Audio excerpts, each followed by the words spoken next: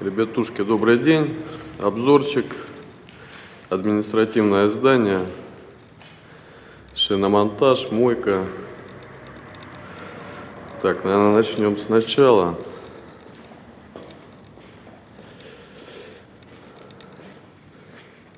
Данное помещение — это комната отдыха для посетителя, для клиентов мойки, да? Здесь у нас такого типа ВРУ будет. Вот это силовой кабель. Там на улице подводка СИПа, прибор учета трехфазный и вводной автомат. По временной схеме запитались. Здесь будет основной источник. То есть, грубо говоря, ВРУ, да, будут автоматы вводные на все остальные щиты по зданию. Второй этаж, мойка, шиномонтаж, котельная. Так, по временной схеме под это подпитались, вывел пару розеточных блоков и запитал освещение. Монтаж весь ПВХ гофри на потолке. Потолки здесь ёшкин кот, 4 с хером. Подустали на этих потолках прыгать, но зато ноги накачали. Ну, это комната отдыха. Здесь так все. Телевизор будет, сегодня подвезу докину, и розетки освещения.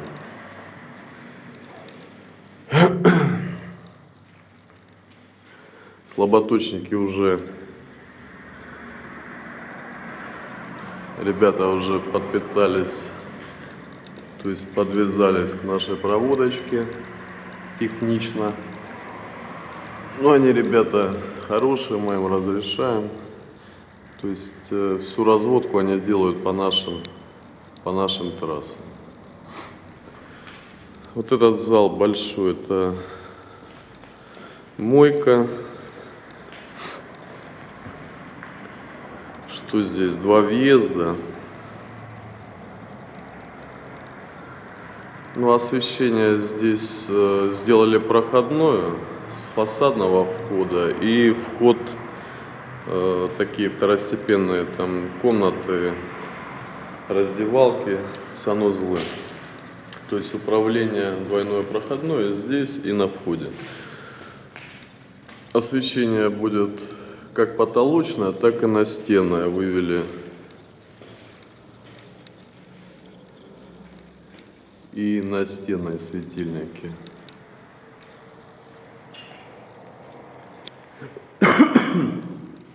Вообще, данное здание, у меня есть проект на руках, но мы немножко от проекта отошли. Это даже не немножко. По проекту было, скажем так, не взял я его с собой. Но очень много щитов, как слаботочных, так и силовых, освещенческих. Мы немножко это дело как-то немножко урезали, обобщили, можно сказать. Что мы сделали? Данное здание будет построено для сдачи в аренду. То есть вот это у нас мойка, это планируется один владелец будет.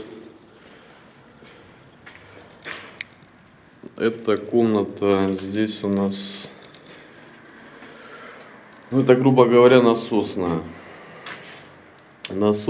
Также здесь будут стоять какие-то там помпы трехфазные, то есть на керхеры, не керхеры, на мощное оборудование. Подключение будет здесь.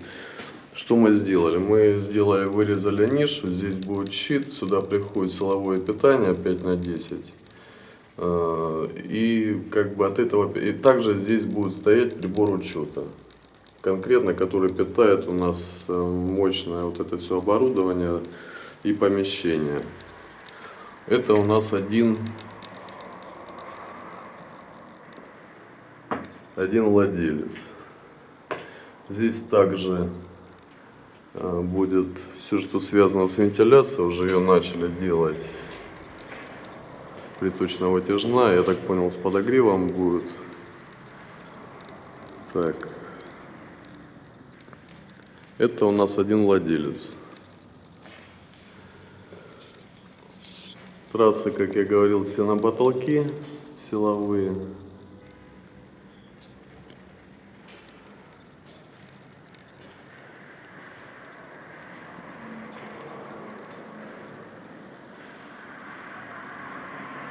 Все на потолках.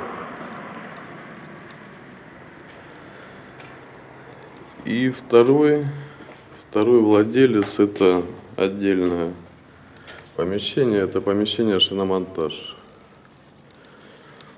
Также по такой же схеме вводной кабель силовой, свой щиток, розетки освещения, трехфазное оборудование и также прибор учета на этого потребителя. Здесь по временной схеме то же самое. Подпитал я осветительские группы, розеточный блок, как бы так, и закладная на 36 вольт блок питания.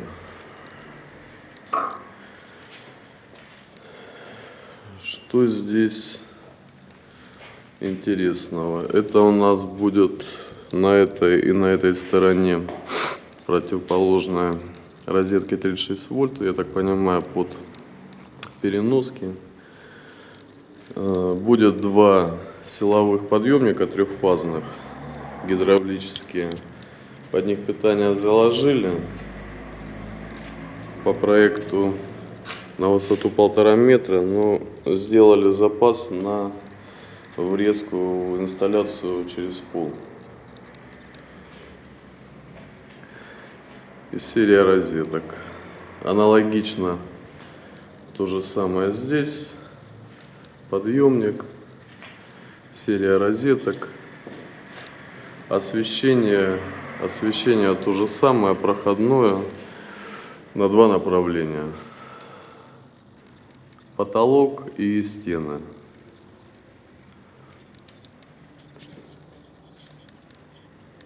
На фасады повыводили питание на рекламные всякие вещи.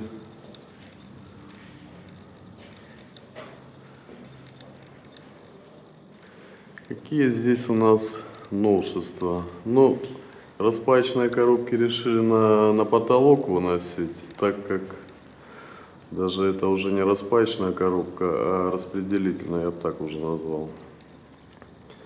Потому что потолки будут открытого типа, Армстронги такое, решили все это организовать на потолках.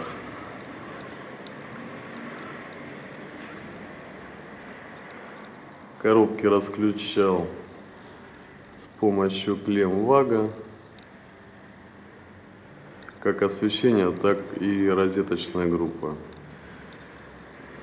Ну, с умом подошли к распределению нагрузки, все это дело хорошо распределили, чтобы не было никаких неожиданностей. Ну, вот это, наверное, первый объект, где я полностью использовал клеммники ВАГа в распредкоробках. До этого делали, как я говорил, но делали по большому счету только освещенческие группы.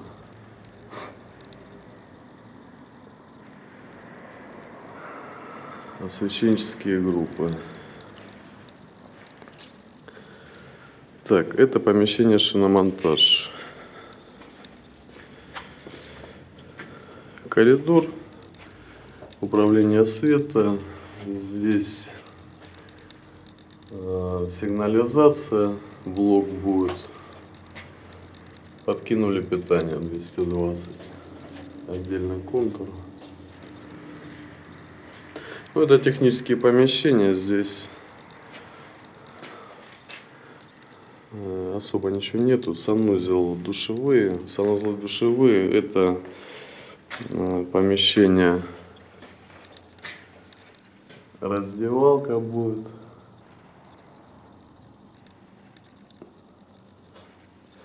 раздевалка и мини такая кухня у них тут будет. Рабочая зона. Вывели пару розеток.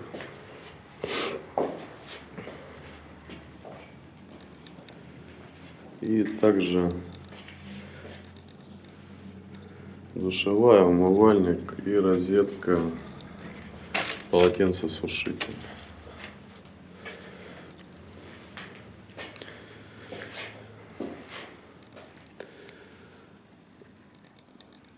Что здесь еще? Здание двухэтажное. Второй этаж клиентов пока, я так понимаю, нет. Электрику мы не делаем. Вывели силовое питание оттуда 5×10. Поставили временный щит, поставили автоматы, сделали временное освещение, переноски, розетки. На этом все. По второму этажу там, конечно, попроще будет. Там потолки уже метра, наверное, по 3. Данные потолки тут 4 метра.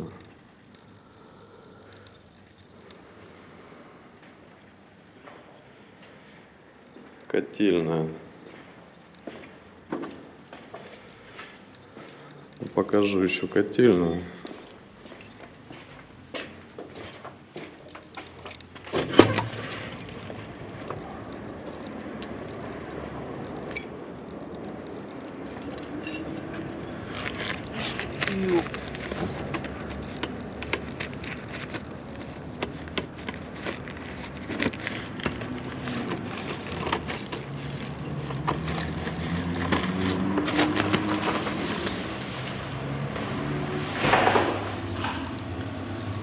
Так, это у нас котельная. Котельную кидали все по наружке. Вывели питание, поставили щит, серия насосов, котел, розетки, освещение. То есть насосы подключаются напрямую, но у меня уже, кажется, был обзор такой похожий.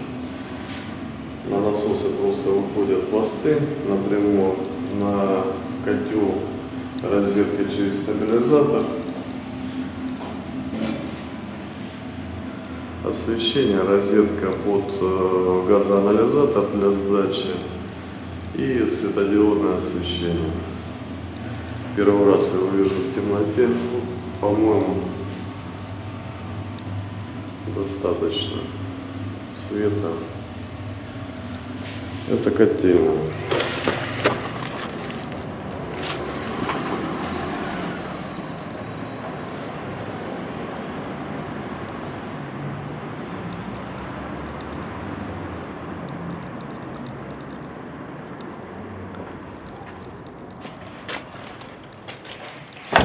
Здание в 2 этажа, как я говорил. Второй этаж пока показывать нечего. Так, и напоследок по клемникам ВАГа, какие я использовал. Ну, в принципе, я использовал стандартные для распределительных коробок. Такие малогабаритные, 8-ки, 5-ки и так далее. Вот эти очень удобные флажковые, это нового образца у них. Очень мне нравится, но это для многоразового использования.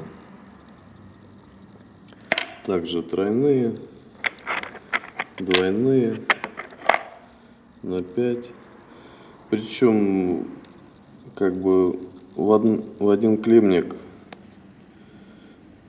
можно их закидывать. Ну, как правило, это освещенческие группы или временные. То есть двойных, тройных достаточно, чтобы запитать там не 3 провода, допустим, а 5 проводов там, сечением 1,5 квадрата. Это что касается по распределительным коробкам. И второй вопрос у меня был в предыдущем ролике. Клипсы ДКС Суко. Нашли мы выход. Перепробовал я много производителей, заказывал. Короче, в итоге На чем мы остановились? Данный объект выполнен гофрой фирмы ДКС. Все-таки люблю я ее. Но единственный вот минус, она сейчас показала, были здесь такие, ну не минусовые, но очень низкие температуры в этих помещениях. Не было даже ворот этих. Это сейчас уже дали отопление, то есть тепло здесь. Как бы при таких низких температурах она все-таки становится немножко хрупкой. Потому что бегали тут всякие ребятки, наступали. Короче, кололась она гофра. Вот добирал здесь рувенил все-таки не так. Ну, его по цвету видно, он отличается. Рувенил все-таки не так, он к таким температурам низким, он получше. Ну, для теплых помещений все-таки я буду использовать эту гофру фирмы ДКС. А клипсы нашли мы отличную замену, очень довольны. Это фирма EX. Такая солидная у них упаковка. По цене как бы они тоже не дешевые. Ну, ближе к ДКС. Хорошая у них. Хорошая стыковка между собой. Хорошая клипса. Хорошо прыгает в нее гофра на вот таких широких гребенках. То есть работать одно удовольствие. Брал я еще Уралпак. Говнище редкостное. Хрупкие. Ну, ломкие, хрупкие, короче. Рувенил я уже говорил. Меня не устраивает тем, что в нем гофра, то есть не фиксируется она, не натянешь гофру. Ну, вот эти эковские клипсы очень-очень довольны. Ну, наверное, все. Спасибо всем. До новых встреч в эфире.